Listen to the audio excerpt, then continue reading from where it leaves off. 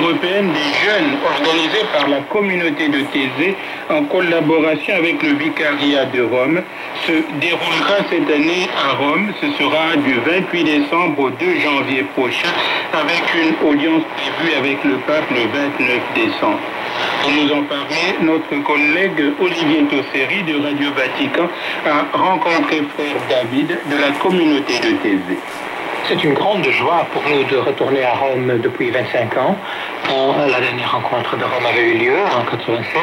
Et puis surtout cette année que nous célébrons l'année de la foi, inviter des jeunes de toute l'Europe à venir en pèlerinage aux sources de la foi et de la charité, c'est très symbolique. Quelles sont les particularités de ce pèlerinage? Nous appelons ces rencontres européennes un pèlerinage de confiance sur la terre.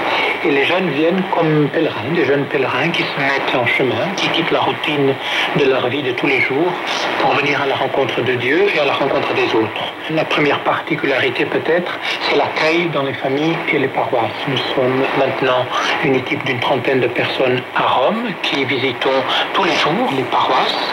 Des petits groupes de préparation se sont formés dans chaque paroisse pour préparer l'accueil au niveau local.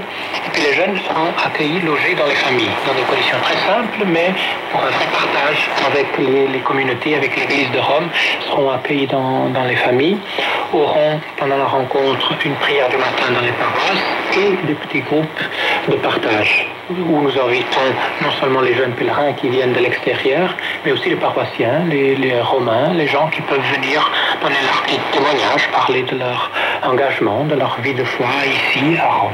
Combien de personnes sont attendues? Nous attendons, nous ne savons pas encore, les inscriptions sont encore ouvertes, mais autour de 40 000 jeunes qui viennent de l'extérieur. Et puis il y a aussi la participation locale de Rome. Et donc le programme du matin, comme je viens de dire, sera dans les paroisses, et l'après-midi, ce sera dans le centre-ville. Il y aura des prières en début et en fin d'après-midi, à 14h et à 19h30 dans les grandes basiliques.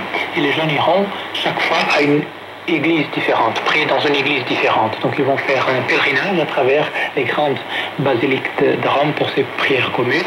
Le 29 décembre, donc au début de la rencontre, tous seront accueillis pour la prière commune à la basilique Saint-Père pour une prière avec le pape Benoît XVI.